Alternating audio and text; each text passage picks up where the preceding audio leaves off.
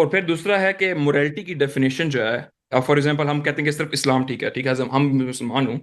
اب ہم ہوں، کہتے ہیں جو اسلام کہہ رہا ہے، اللہ جو کہہ رہا ہے ہم غیب پہ مان لائیں، ہم نے جو کہہ رہا ہے ٹھیک ہے، جو امام کہہ رہا ہے ٹھیک ہے. تو اس پہ کچھ ایسی چیزیں آ جاتی ہے جو اپیرنٹلی مورالٹی کے بہت زیادہ ہیں، جو ہم جیسا بندہ جیسا کام نہیں کر سکتا. جیسا اس ٹائم سلیوز تھے، سیکس سلیوز تھی، ٹھیک ہے نا، عورتوں کو مارنے والے حکم جو ہیں سیکس لیوز کوئی نہیں عورتوں تھا، پہ. سیکس لیوز کوئی نہیں تھا بھائی، یہ بات غلط ہے.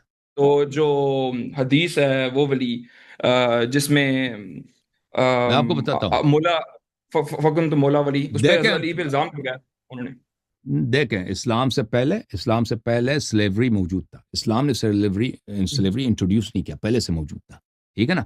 اور اس زمانے میں جب اسلام آیا ہے تو سلیوز کے ساتھ بہت ہی برا سلوک کیا جاتا تھا، سلیووں کے ساتھ، غلاموں کے ساتھ، کنیزوں کے ساتھ، ٹھیک ہے نا.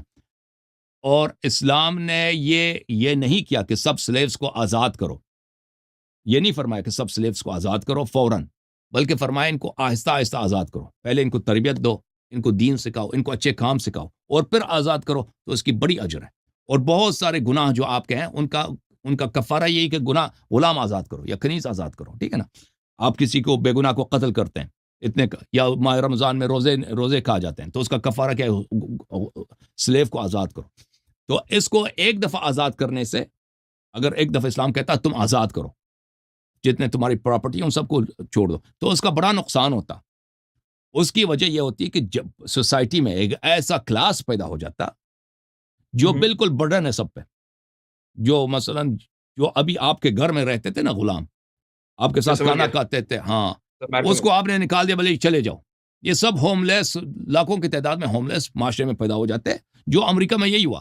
امریکہ میں 1965 میں ابراہم لنکن نے ایمانسپیشن پروکلیمیشن کا اعلان کیا کہ، اور کانگریس نے پاس کیا، اور یہ کانسٹیٹیوشن میں ان لوگوں نے امینڈمنٹ کیا، 13 امینڈمنٹ، کہ امریکہ میں جتنے سلیوز ہیں غلام آزاد ہو جائیں. تو اس سے کیا ہوا کہ آپ کے جتنے غلام تھے، سیاہ فام تھے، یہ آزاد ہو گئے. یہ بیچارے کیا بنے پھر؟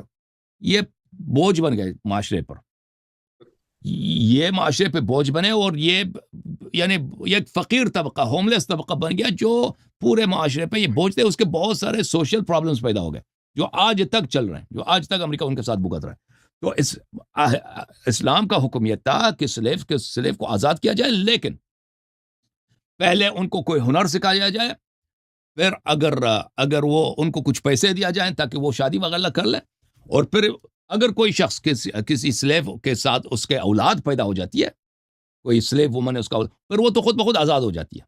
اگر آپ شادی کرتے ہیں نا اپنے سلیو وومن سے، تو وہ خود بخود آزاد ہو جاتی ہے، ٹھیک ہے نا. تو وہ فوراً آزاد ہو جاتی ہے، کیونکہ وہ پریگننٹ ہوئے آپ کے اولاد سے. کیوں؟ تو یہ اسلام نے یہ طریقے، اور پھر بتایا لوگوں کو کہ وہی کھانا جو تم خود کھاتے ہو ان کو کھلا دو، وہی کپڑے جو تم پہنتے ہو ان کو پہنا دو، ان بالکل کے نہیں، ساتھ وہ بہترین. آئے گی. تو یہ کہ اس میں کوئی امورل چیز نہیں ہے. دس از دا بیسٹ سولوشن. اور اہل بیت علیہ السلام کے ہاں بہت سارے اسٹوریز یہی ہیں کہ لوگ سلیو ہوتے تھے، اہل بیت علیہ السلام کو آزاد کرتے تھے، پھر وہ چھوڑتے نہیں تھے اہل بیت علیہ السلام کو. کہتے تھے کہ آپ نے ہمیں آزاد کیا، اتنے اچھا سلوک کرتے تھے، پھر وہ رہ جاتے تھے، ان کے ساتھ ہی رہتے تھے، ایک دوست کی طرح، ایک فالوور کی طرح. جی، مزید کوئی سوال ہے؟